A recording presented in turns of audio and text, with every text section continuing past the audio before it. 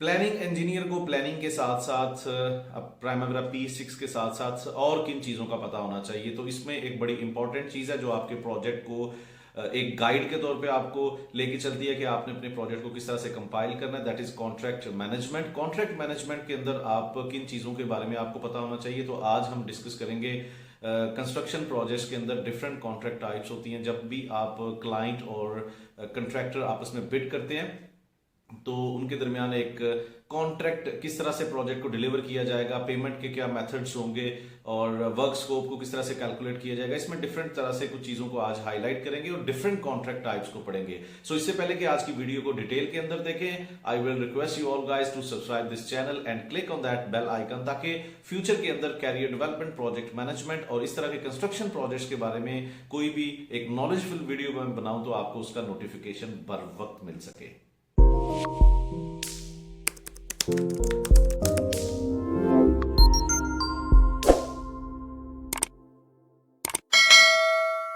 Contract is the law of your project. जब जैसे हम एक सोसाइटी के अंदर रह रहे हैं, हमें कुछ जो रूल्स डिफाइन किए हुए हैं उनको फॉलो करना होता है ताकि सोसाइटी के अंदर पीस रहे। बिल्कुल इसी तरह से प्रोजेक्ट के ऊपर एक स्मूथनेस के साथ काम को कैरी आउट करने के लिए, उसको कंटिन्यू करने के लिए, ताकि प्रोजेक्ट को सक्सेसफुल डिलीवर किया जा सके, एक रूल होता है, एक लॉ होता है जिसको हम कॉन्ट्रैक्ट कहते हैं। क्योंकि प्रोजेक्ट के अंदर डिफरेंट तरह की पार्टीज इन्वॉल्व होती हैं, डिफरेंट तरह के स्टेक होल्डर्स होते हैं, क्लाइंट, कंसल्टेंट, कंट्रैक्टर और इसके अलावा भी स्पॉन्सर, फंडिंग की जो ऑर्गेनाइजेशंस होती हैं। तो इनके दरमियान एक कॉन्ट्रैक्ट, एक रूल के मुताबिक इनको कंटिन्यू काम को किया जा सके, तो इसलिए contract is there.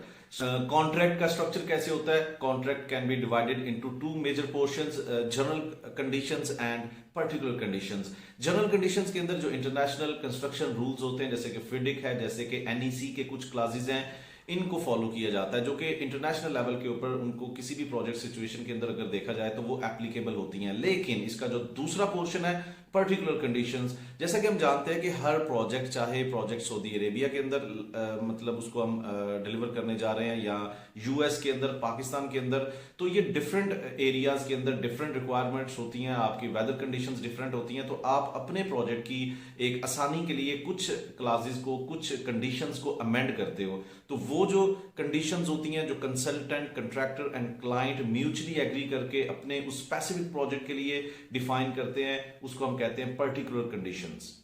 Whenever you are going to define project contract type for a certain construction project, the major factor which is involved to choose a certain project contract is the scope of work clarity। आपको किस हद तक अपने project के बारे में पता है कि उसमें किस तरह के काम होंगे, उनकी क्वांटिटेटिव एक मैग्नीट्यूड अमाउंट कितनी है। जब आपके पास इस तरह की एक वैल्यू आ जाती है कि आपने कितना उस प्रोजेक्ट के लिए काम करना है, उसके लिए आपको कितनी तरह के रिसोर्सेज चाहिए, ये भी आप डिफाइन कर सकते हैं। कॉस्ट का इंपैक्ट क्या होगा, ये भी आप डिफाइन कर सकते हैं एक्यूरेट तरीके से, और फिर उसकी टाइमलाइन और ड्यूरेशन भी एलोकेट कर सकते हैं। एक तो सिचुएशन आपके पास ये होती है, जबकि दूसरी तरफ कुछ प्रोजेक्ट्स ऐसे भी होते हैं जहां पे आपको बिल्कुल नहीं पता होता कि आपने, ये पता होता है कि आपने ये प्रोजेक्ट एग्जीक्यूट करना है, डिलीवर करना है। उसके बारे में जब इनिशिएट फेज के अंदर काम होता है तो ये बात सामने आती है कि आपको स्कोप ऑफ वर्क का बिल्कुल अच्छे तरीके से नहीं पता। जैसे जैसे आपका प्रोजेक्ट आगे चलेगा, स्कोप ऑफ वर्क डिफाइन होता जाएगा। तो ये दो डिफरेंट तरह की सिचुएशंस हैं, इनको माइंड में रखिएगा ताकि हम अपने आज के कॉन्ट्रैक्ट टाइप्स को अच्छे तरीके से समझ सकें और फिर प्रोफेशनल लाइफ के ऊपर इसको इंप्लीमेंट कर सकें।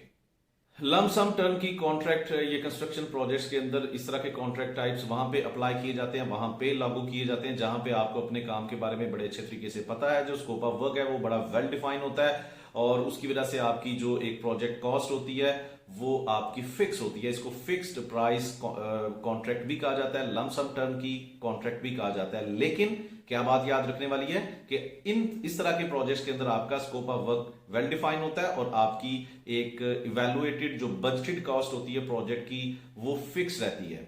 लम सम टर्म की कॉन्ट्रैक्ट को ईपीसी कॉन्ट्रैक्ट कब कहा जाता है? जब एक क्लाइंट एक कंट्रैक्टर को हायर करता है और उसी कंट्रैक्टर की जिम्मेदारी होती है कि वो उस प्रोजेक्ट के बारे में इंजीनियरिंग यानी कि डिजाइन भी तैयार करेगा, उसके बारे में जो भी मटेरियल सप्लाई चाहिए होगी, उसकी प्लानिंग, उसकी मॉनिटरिंग, कंट्रोल भी उसी कंट्रैक्टर की जिम्मेदारी होगी यानी कि प्रोक्योरमेंट, एंड देन कंस्ट्रक्शन यानी कि एग्जीक्यूशन भी उसी की जिम्मेदारी होगी। So then it will come with EPC. So इसके अंदर भी फिक्स कॉस्ट होती है। और लम सम टर्म की कॉन्ट्रैक्ट के अंदर एक सबसे बड़ी जो इंपॉर्टेंट चीज है जो आपने अपने जहन में रखनी है कि जितना भी रिस्क होता है, क्योंकि आप अपने प्रोजेक्ट को एग्जीक्यूट करने की तरफ जा रहे हो तो हो सकता है आपका प्रोजेक्ट डिले हो जाए, तो ये सारा जो एक मलबा है ये आपके कंट्रैक्टर के सर पे आएगा, because it is very clearly mentioned in your contract के जो कंट्रैक्टर है वही सारे कामों का रिस्पॉन्सिबल होता है। तो इसमें जो है वो कंट्रैक्टर यानी कि ईपीसी डेवलपर जो होगा, जो ठेकेदार होगा, अगर कल को प्रोजेक्ट डिले होता है तो उसके ऊपर वो सारी चीजें आएंगी। कंस्ट्रक्शन प्रोजेक्ट्स के अंदर मेजरमेंट वैल्यू कॉन्ट्रैक्ट्स भी होते हैं। इस तरह के कॉन्ट्रैक्ट टाइप्स जो हैं वो वहां पे लागू किए जाते हैं जहां पे आपको अपने स्कोप ऑफ वर्क के बारे में इतनी ज्यादा क्लैरिटी नहीं होती। ये फिक्स प्राइस नहीं होते, क्योंकि मैं पहले भी अपनी वीडियोस में बता चुका हूं कि बिडिंग के अंदर क्या होता है कि एक इंजीनियरिंग एस्टीमेट जो होता है उसके ऊपर जाके बिडिंग की जाती है। वो डिफरेंट जो कंट्रैक्टर्स है उसमें एक रेट फिल करते हैं, जो भी स्कोप ऑफ वर्क होता है उससे मल्टीप्लाई करके आप कॉस्ट इवेलुएट करके अपनी बिड जो है वो सबमिट करवाते हो। तो मेजरमेंट कॉन्ट्रैक्ट्स के अंदर क्या होता है, रेट आपका फिक्स रहता है। आपका कल को एग्जीक्यूशन फेज के अंदर जाके अगर काम कम या ज्यादा होता है तो उसका कोई ज्यादा इंपैक्ट नहीं होता, आप अपने एक्चुअल वर्क डन के अगेंस्ट जाके कॉस्टिंग जो है वो क्लेम कर सकते हैं।